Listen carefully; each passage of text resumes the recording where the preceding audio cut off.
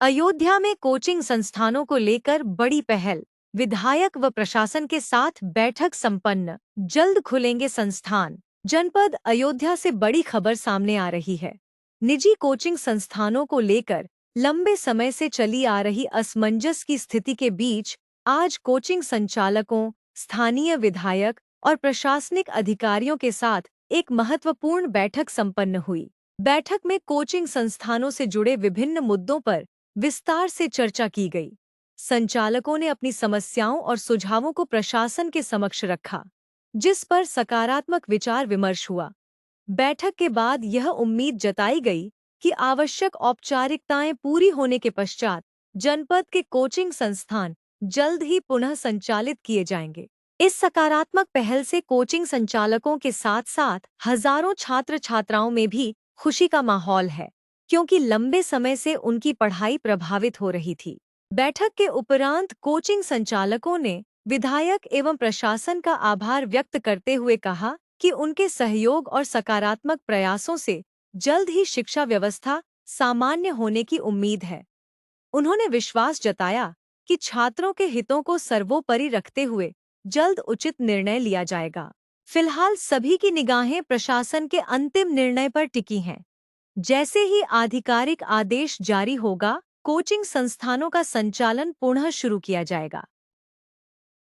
अभी ये लखनऊ में हृदय विदारक घटना घटी थी कोचिंग में, जिसके बाद माननीय मुख्यमंत्री ने उसको संज्ञान में लिया और कोचिंग संस्थान भी चले और फिर दोबारा इस तरह की घटना कभी भविष्य ना हो, उसको प्रिकॉशन रखते हुए उन सब चीज़ों को मानक के अनुसार कराने का प्रयास किया जा रहा है। मेरी कल बात हुई थी, हमारे उपाध्यक्ष हैं मिस्टर जैन, उन्होंने विकास प्राधिकरण की उसमें बैठक रखी कि मानचित्र, फायर विभाग, डीआईएस विभाग, ये सभी लोगों को बुलाकर, हमारे मेयर भी थे, हम भी थे, हम सब लोग इस बात के लिए सुनिश्चित किए कि व्यवस्थाएं जो सरकार चाहती है, जो आवश्यक है बच्चों के कोचिंग इंस्टीट्यूट में होनी चाहिए, और कैसे हम उनका भी काम चले और हमारा भी जो एक मानक है वो पूरा हो, उसके बीच का रास्ता निकालते हुए इसको शुरू कराएंगे।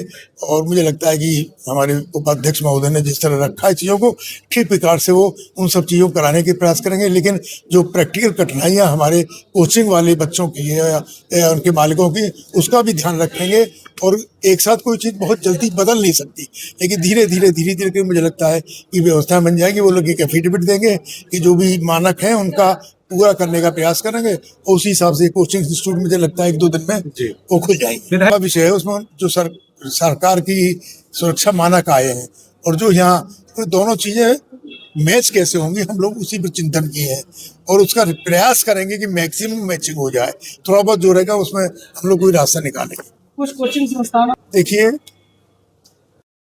विद्यालय खुल चुका है कि देखिए, आज लखनऊ की जो बहुत दुखद दुर्घटना है, उसके बाद अभियान चलाते हुए हम लोगों ने प्रथम दृष्टया जो कोचिंग अवैध पाई गई थी या जो लोग अपना स्वीकृत प्लान नहीं दिखा पाए थे, उनको सील किया गया था। लेकिन उसके बाद जैसे कि शासन के निर्देश आए थे कि सभी लोगों को एक बार सुरक्षा मानकों से अवगत करा दिया जाए और एक समय दे दिया जाए, निश्चित समय दिया जाए, जिसमें कि अगर वो सुरक्षा मानक पूरे कर लेते हैं अपने, तो कोचिंगों का संचालन किया जा सकता है। तो उसी के क्रम में माननीय महापौर, माननीय विधायक जी के नेतृत्व में हम लोगों ने यहाँ पर सभी कोचिंग संस्थालक एवं जितने भी व्यावसायिक प्रतिष्ठान हैं, उनके जो संचालनकर्ता हैं, उनको हमने यहाँ पर बुलाया था और उनको हम लोगों ने जो मानक हैं उसके बारे में हम लोगों ने विस्तृत जानकारी दी है और लोगों की जो सुझाव थी, जो आपत्तियाँ थी, जो क्वेरीज थी, उसको भी हम लोगों ने सुन के यथासंभव उसको क्लियर करने का प्रयास किया है। आगे की रूपरेखा ये है कि जो कुछ चीज़ें एकदम प्रोहिबिटेड हैं, जैसे बेसमेंट वगैरह की कोचिंगें नहीं चल सकती हैं,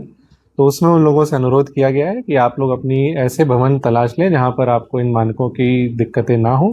और उसके अलावा जो उसके ऊपर के तलों पर जो भवन है, जहाँ पर एक निश्चित टाइमलाइन के हिसाब से हम लोगों ने एक एसओपी बनाई है, उस टाइमलाइन में उस भवन स्वामी या जो उस कोचिंग का संचालक है, उसको वो गतिविधियां पूरी करके हम लोगों को यहाँ पर बताना पड़ेगी। और इस तरीके से हम लोग उनसे शपथ पत्र लेके कि सभी लोग उस प्रकार की चीज़ों को रेगुलराइज करेंगे, फिर हम लोग धीरे धीरे इसको खोलेंगे और कोशिश करेंगे कि सभी सुरक्षा मानक पूरे हो जाएं और जितने भी हमारे बच्चे हैं एक सुरक्षित माहौल पर वो यहाँ पर पढ़ाई कर सकें।